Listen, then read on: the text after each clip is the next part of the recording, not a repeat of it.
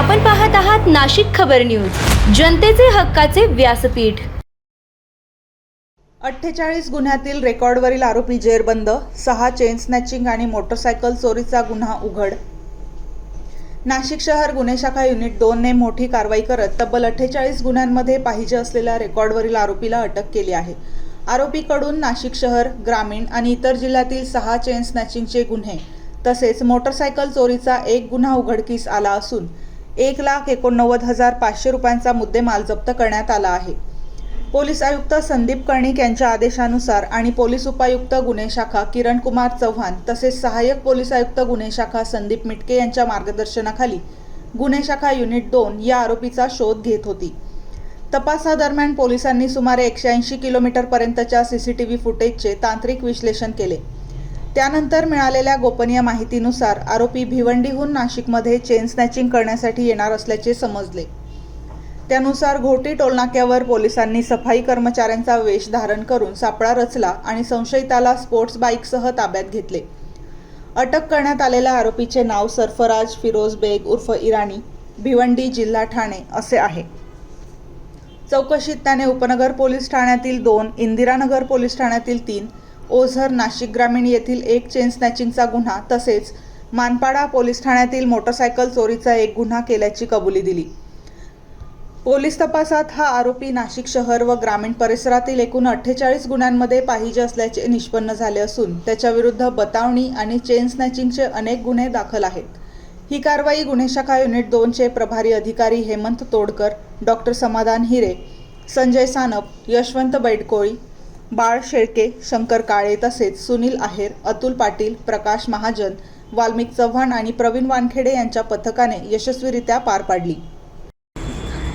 माननीय पोलीस आयुक्त नाशिक शहर श्री संदीप कर्णिक सर, माननीय पोलीस उपायुक्त गुन्हे श्री चव्हाण सर व माननीय सहाय्यक पोलीस आयुक्त गुन्हे श्री मिटके सर यांच्या मार्गदर्शनाखाली नाशिक शहरामध्ये विविध ठिकाणी एक सूट बुटातील इसम तसेच बाकीचे इतर इसम हे चेन स्नॅचिंग तसेच लोकांना काहीतरी पत्ता विचारण्याच्या बहाण्याने चेन स्नॅचिंग करत असल्याबाबतच्या घटना वारंवार होत होत्या। त्याबाबत या घटनांचा उमळीत सांगण्यासाठी माननीय पोलीस आयुक्तांनी आम्हाला सूचना केलेल्या होत्या।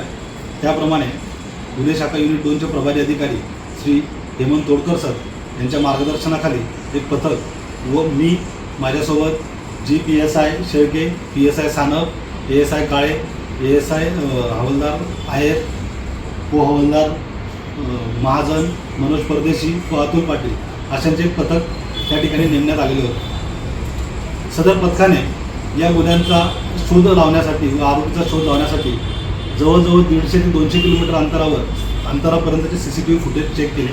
CCTV फुटेज चेक करत असताना एक गुन्हेगार हा आमच्या निदर्शनास आला। त्याचा टेक्निकल ॲनालिसिस करून व संबंधित गुन्हेगारावर पाळत ठेवून आमच्याकडील ASI काळे व पोलीस हवालदार मनोज परदेशी यांना बातमी मिळाली की भिवंडीवरून एक इसम, सदर सुरबुटातील इसम त्याच्याकडील एका गाडीवर अपाचीच्या ब्लॅक कलरच्या अपाची गाडीवर तो नाशिक शहरामध्ये चेन स्नॅचिंग करण्याकरता येत आहे। सदर बातमी आम्ही वरिष्ठांना कळवून माननीय प्रभारी अधिकारी हेमंत तोडकर यांच्या मार्गदर्शनाखाली घोटी टोलनाका येथे आम्ही सापळा लावून थांबलेलो होतो। सापळा लावत असताना तो आमच्या हातातून निसटून जाऊ नये याकरता घोटी टोलनाक्यावरील जे कर्मचारी आहेत त्यांच्या वेषांतरासारखं वेषांतर करून आम्ही त्या ठिकाणी कर्मचाऱ्यांचं वेषांतर करून त्या ठिकाणी थांबलो होतो। सदर बातमीच्या याच्याप्रमाणे आम्हाला सदरचा जो इसम होता ब्लॅक कलरच्या अपाची गाडीवर येताना दिसला, सूटबुटात तो होता। त्याच्यावर आम्ही झडप घातली, त्यास पकडल्यानंतर त्याच्याकडे मुद्देमाल तोडलेली चेन त्याच्याकडे मिळून आली।